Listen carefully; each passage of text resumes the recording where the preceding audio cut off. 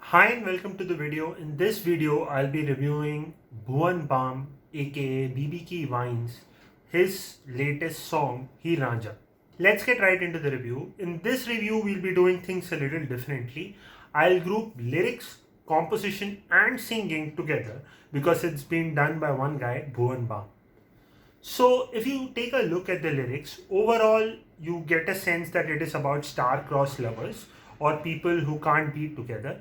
They have not specified what are the reasons. It might be religion, family, caste, creed, or financial conditions, or whatever. That's up to the listener. They haven't mentioned anything.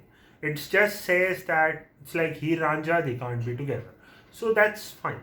Also, the kind of language used here is very simple. कोई बहुत ज़्यादा शायरी दिखाने की कोशिश नहीं है.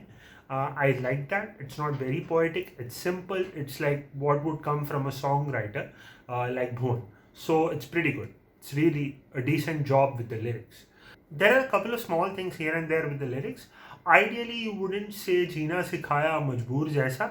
So you would try and phrase it in a different way because Majboor Jaisa sounds a bit weird, but Bhuvan has taken this poetic liberty where you have to put yourself in and think that Majboor Insan Jaisa या Majboor Shakhs Jaisa. So that's okay. A lot of poets do that. It's a bit weird to listen to that in lyrics, but it works well. There's nothing wrong with it. It's just something that I found out. Also he puts in a line where he says कि कहते हैं जो पन्ने अधूरे हैं उनमें बहुत कहानी होती है and stuff like that. So which is a very great thought. It's a very novel thought and very poetic, but a very experience poet और लिरिसिस्ट वोंट से कहते हैं. He would attribute that statement to himself, right? He wouldn't say कि कहते हैं.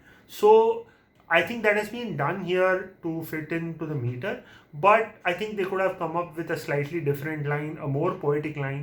It's a poetic thought, it's a great thought, but just I felt that it could have been phrased in a slightly better way.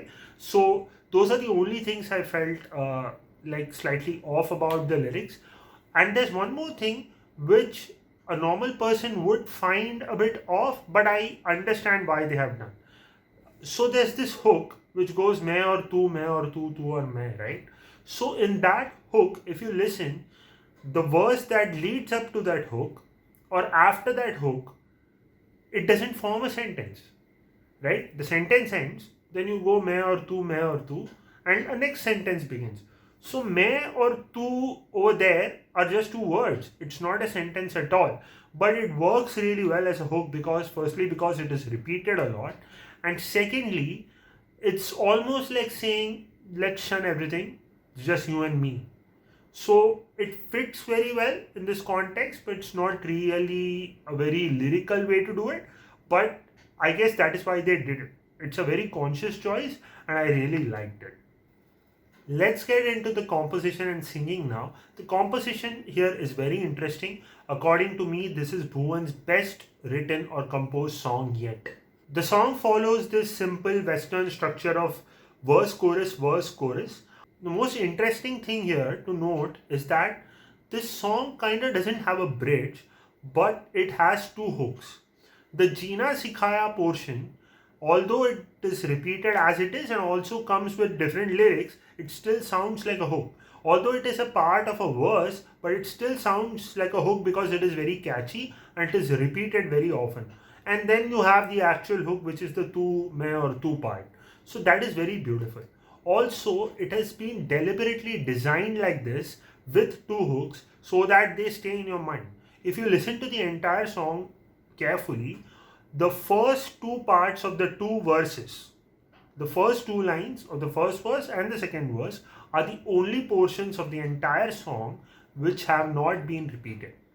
And there is no interlude or a piece as such in between. So the entire section, the entire length of the song is vocals.